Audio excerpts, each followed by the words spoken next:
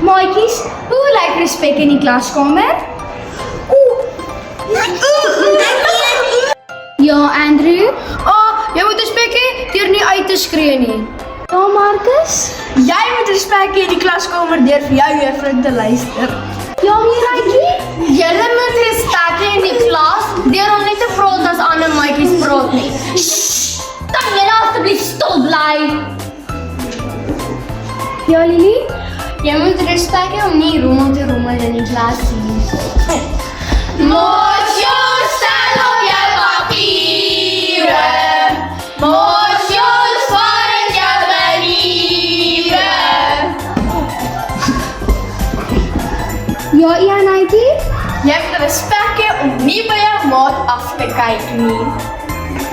Ja, ek verstaan nie die werk nie. probeer self. Marcus! Stil daar asseblief! Ja, Nina? Juffrou, jy moet respek hê vir die juffrou deur te luister wanneer sy praat.